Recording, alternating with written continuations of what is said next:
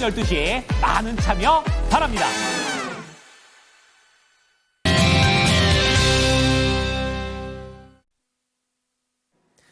간밤 뉴욕 증시는 대통령의 날로 휴장을 했습니다. 그런 가운데 유럽에서는 긴급 회동이라든지 그리고 방산주들이 움직였다는 어떻게 보면 국내 증시에도 영향을 미칠 수 있는 부분들이 나와줬었는데요. 이러한 내용들을 포함해서 오늘도 개장 전 보셔야 될 추가적인 모닝 뉴스들 점검해 보겠습니다.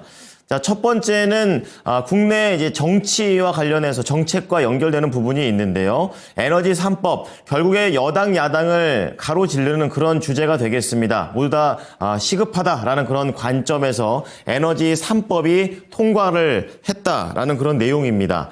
자, 그런 가운데 지금 종전에 대한 얘기들이 많이 언급이 되고 있는데요. 지금 미국과 러시아가 이번에는 우크라이나를 패싱한 상태에서 고위급 회담을 펼친다고 합니다. 어떠한 목적을 가지고 만나는 건지 알아보겠습니다. 그리고 종목으로는 콘텐츠 관련해서 Y랩 체크해 볼 텐데요. 이 넷플릭스와 OTT 콘텐츠 공급 계약을 한다고 합니다. 다시 한번 웹툰의 드라마화에 대한 부분들 짚어보겠습니다. 정수지 캐스터입니다. 네, 모닝뉴스입니다. 개장 전까지 중요한 소식들 함께 체크해 보겠습니다. 먼저 헤드라인입니다. 반도체 특별법의 국회 상임위원회 소위원회 통과가 17일 불발됐습니다. 이른바 에너지 3법으로 불려온 법안들이 국회 산업통상자원중소벤처기업위원회 소위원회 심사를 통과했습니다. 국내에 고준위 방사성 폐기물 처리장을 만들 수 있는 길은 마침내 열렸습니다. 미국과 러시아가 이번 주 사우디아라비아에서 만나기로 하면서 우크라이나 종전 협상이 급물살을 타고 있습니다. 대명소노그룹은 티웨이항공 최대 주주인 예림당과 티웨이항공 지분 인수 협상에 나섰습니다. 웹툰 제작사인 Y랩은 넷플릭스와 콘텐츠 공급 계약을 체결했습니다. 먼저 첫 번째 소식입니다. 반도체 산업을 국가 차원에서 지원하기로 위한 반도체 특별법이 국회 상임위원회 소위원회 통과가 17일 불발됐다는 소식입니다. 더불어민주당 등 야당이 법에 화이트 칼라 이그젬션을 포함시키는 방안을 끝까지 반대했기 때문으로 풀이되고 있는데요. 여야는 전일 반도체 특별법을 안건에 올리고 논의했지만 결론을 내지 못했습니다.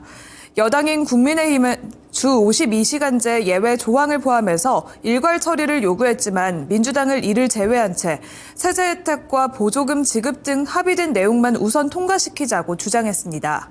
여야는 추후 소위를 열어서 반도체 특별법을 계속 심사하기로 했지만 법 통과가 장기 표류 또는 무산된다면 국내 반도체 산업 경쟁력 회복에 차질이 빚어질 것이란 우려가 나오고 있습니다. 오늘장 반도체 관련주들의 영향 체크해 보셔야겠습니다. 두 번째 뉴스입니다.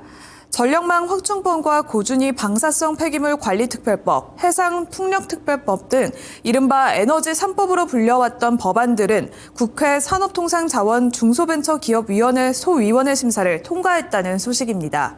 소위를 통과한 전력망 확충법은 정부가 대규모 전력이 필요한 인공지능과 반도체 첨단 산업 등을 지원하기 위해 신속하게 전력망을 구축할 수 있도록 인허가 절차를 간소화하는 내용을 담고 있습니다.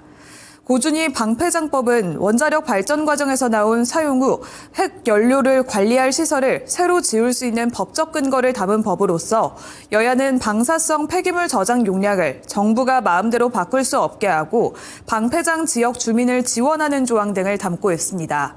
이어서 해상풍력법은 해상풍력 발전 사업을 촉진하기 위해서 관련 규제를 풀어주는 내용이 핵심이면서 사업을 추진할 때 예비 타당성 조사를 면제할 수 있게 하는 조항이 담겨 있습니다. 소위를 통과한 법안들은 산자위 전체 회의와 법제사법위원회 심사를 거쳐서 본회의에 넘겨질 예정입니다. 특히 민간이 주도하던 해상풍력 사업을 정부 주도로 전환하는 것을 골자로 하면서 이번에는 해상풍력 관련주들이 시간에서 강한 흐름을 보였습니다. 시간의 흐름 살펴보도록 하겠습니다. 특히 유니슨이 8%대 급등 마감했는데요. 유니슨은 8%대 주가 상승이 나오면서 835원에 마감을 했고요. 이어서 CS윈드와 동국 SNC, CS베어링도 시간에서 2%대 강세 흐름을 보였습니다.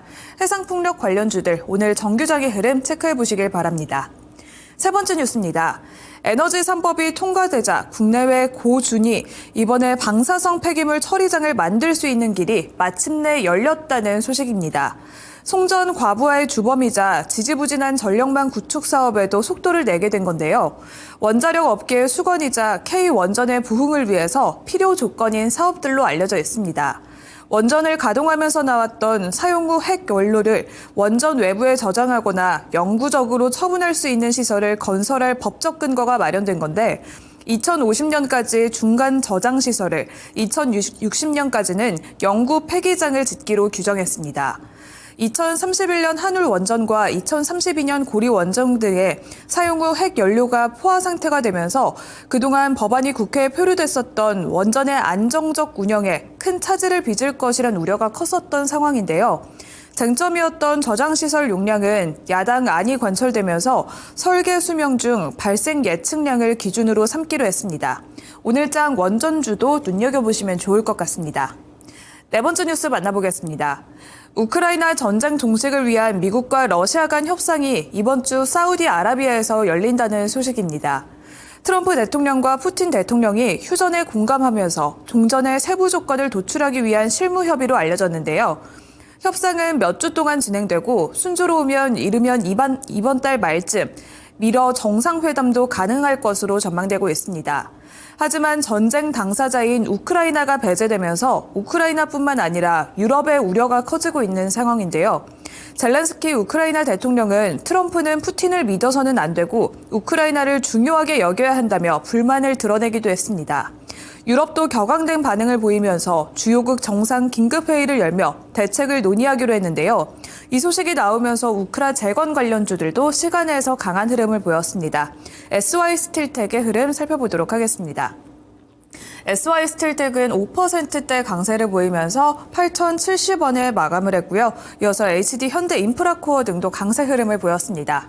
오늘 우크라이나 재건 관련주들의 흐름도 체크해 보셔야겠습니다. 다섯 번째 뉴스 만나보겠습니다.